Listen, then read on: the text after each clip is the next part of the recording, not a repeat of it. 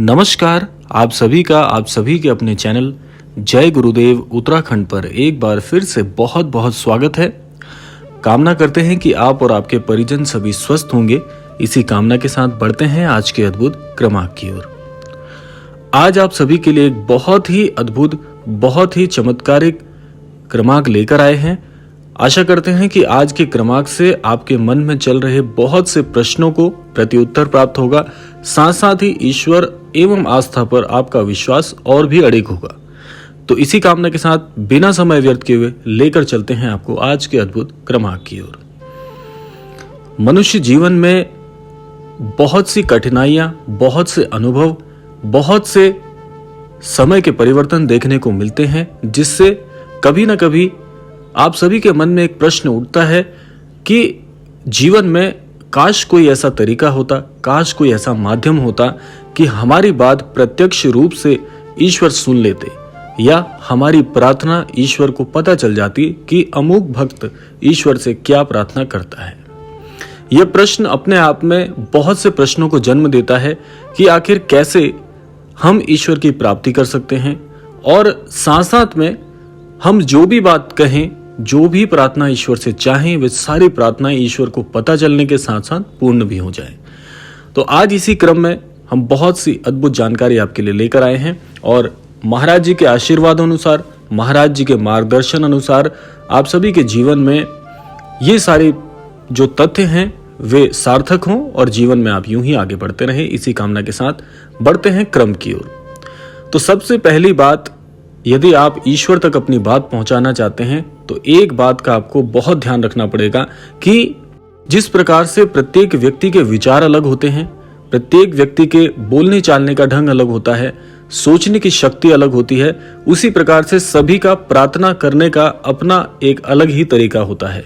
उसके लिए भावनात्मक रूप से आपको ईश्वर से जुड़ना होगा। पहली बात ये रेखांकित करने लायक बात है, क्योंकि आप शब्द चाहे कितने ही कठिन ले लीजिए, शब्द चाहे कितने ही गूढ़ ले लीजिए अपनी प्रार्थना में, लेकिन जब तक उसमें भावनात्मक रूप से आपकी प्रार्थना को स्वरूप नहीं मिलेगा, तब तक वह प्रार्थना कार्य नहीं करेगी। यानी कि मेरे कहने का आशय यही है कि भावनात्मक रूप से आपको मजबूत होना होगा, और भावना का ही सब कुछ खेल है, आपकी श्रद्धा का सब कुछ खेल है।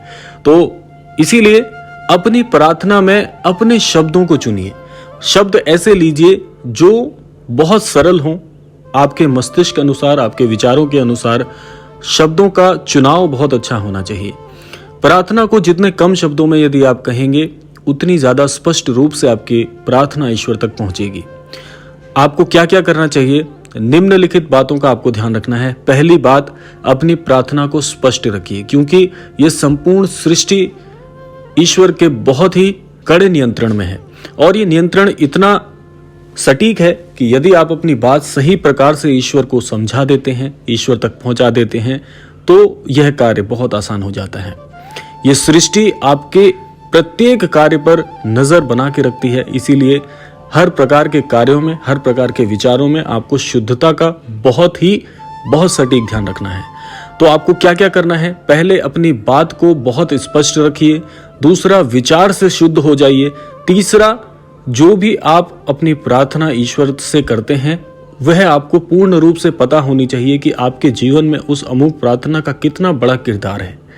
इस प्रकार से ईश्वर के समक्ष जब आप कोई भी बात कहते हैं, तो वो ईश्वर तक बड़े ही सटीक प्रकार से पहुंचती है, और बहुत शीघ्र ईश्वर की तरफ से आपको उसका प्रत्युत्तर भी प्राप्त हो जाता है, आपके जीवन में परिवर्तन होना प्रारंभ हो जाता है। तो यह था पहला अद्भुत क्रम जो आपको अपनी प्रार्थना में याद रखना चाहिए।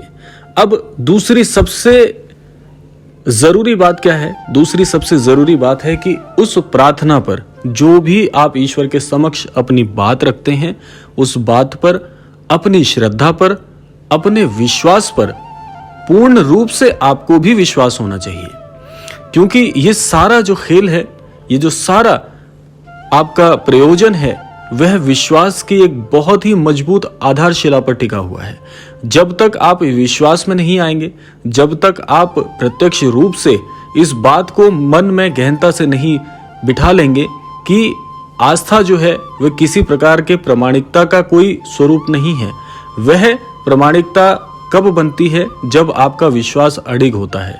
आपको अपने सद्गुरु पर, परमेश्वर पर, इस सृष्टि पर और स्वयं पर पूर्ण विश्वास होना चाहिए कि जो प्रार्थना आप ईश्वर से कर रहे हैं उसमें कुछ समय अवश्य लगेगा, लेकिन प्रार्थना सटीक होने के चलते आपकी प्रार्थना अवश्य स्वीकार होगी। यह विश्वास भी होना चाहिए। आप हमारे सनातन धर्म के कोई भी श्री धर्म ग्रंथ उठाकर देखिए और उनका अभ्यास करिए तो एक बात आपको सभी में समान मिलेगी। वह समानता क्या है कि जब भी किसी भक्त ने ईश्वर पर पूर्ण विश्वास किया है, वह भक्त ईश्वर का सबसे प्रिय भक्त बन जाता है।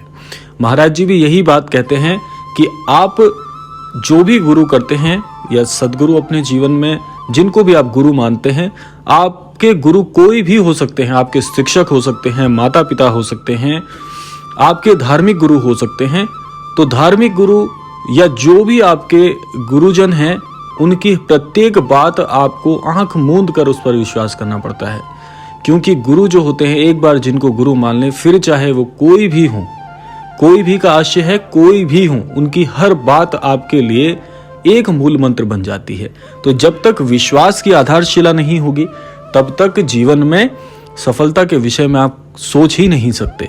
तो विश्वास अडिग होना चाहिए। जो प्रार्थना आप कर रहे हैं, जो ईश्वर से आप आयोजन मांग रहे हैं, जो भी आप चाहते हैं ईश्वर से, वो बहुत स्पष्ट रूप से उस पर आपका विश्वास होना परम आवश्यक है।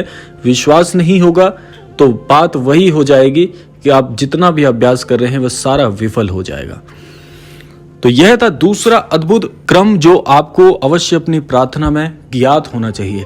अब तीसरी सबसे महत्वपूर्ण बात क्या है? तो वह तीसरा क्रम है कि आप जो ईश्वर से चाहते हैं, ईश्वर से जो प्रार्थना रखते हैं, उसके लिए धैर्यवान होना बहुत बहुत आवश्यक है। क्योंकि एक बात आपको ज्ञात होनी चाहिए कि जब भी कोई आप बीज रोपित करते हैं धरा पर, तो वह एकमात्र और एक प्रकार से ही तुरंत फल में नहीं परिवर्तित हो जाता। उसके लिए उसे निर्धारित समय लगता है, और जिस कार्य में जितना समय लगता है, जितना पर्याप्त समय उस कार्य के लिए चाहिए होता है, उतना पर्याप्त समय उसे देना भी चाहिए। आपके विचार, आपकी प्रार्थना जो आप ईश्वर के समक्ष रख रहे हैं, जो ईश्वर से आप चाहते हैं, वो एक बीज के समान काम करती है। आप सोचिए कि अभी आप ईश्वर के लिए, ईश्वर की प्रार्थना स्वरूप में एक बीज रोपित कर रहे हैं, तो आज ही उस बीज से फल की कामना करना तो मूर्खतापूर्ण वाली बात है। तो इसीलिए अपनी प्रार्थनाओं को समय दीजिए, धैर्यवान होकर बैठ जाइए। और एक बात मैं जो आपको बता रहा हूं, इस क्रम की सबसे महत्वपूर्ण बात यही है कि जो व्यक्ति धैर्यवान होकर पूर्ण विश्वास के साथ ईश्वर के समक्ष अपनी बात रखता है, ऐसे अमुक व्यक्ति की सभी मनोकामनाएं पूर्ण हो जाया करती हैं।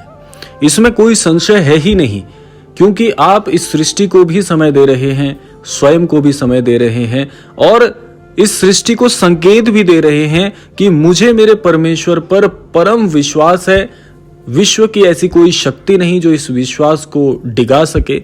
मुझे इतना पूर्ण विश्वास है कि मेरे महाप्रभु के समक्ष मैंने जो प्रार्थना रखी है वे जरूर पूरी होगी, इसमें कोई संशय ही नहीं है।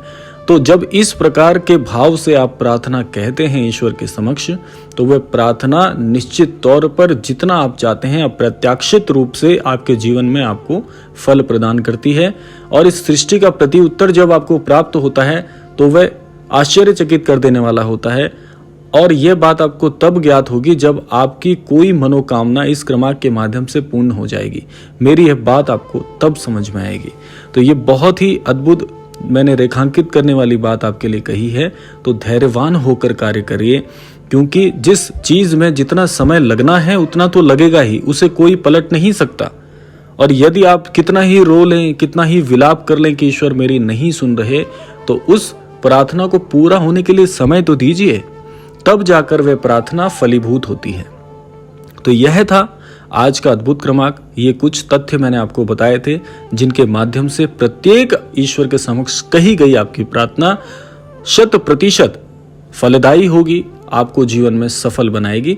तो कामना करते हैं आज के इस क्रमांक से निश्चित तौर पर आप कुछ अद्भुत जान पाए होंगे। और अब समय आ भी गया है विदा लेने का। विदा लेने से पूर्व समय है प्रार्थना का। तो आज के क्रमांक से मैं यही प्रार्थना करना चाहूँगा ईश्वर के श्री चरण कमलों में कि हमारे सभी अन्य दर्शकों को आशीर्वाद प्रदान करें, सभी को सन्मति दें, सभी को सद्बुद्धि दें और इस संपूर्ण सृष्टि में रहने वाले प्रत्येक जीवों का कल्याण हो, इसी कामना के साथ विदा लेते हैं। मिलते हैं अगले क्रमांक में, तब तक के लिए जय श्री राम, जय गुरुदेव, जय उत्तराखंड।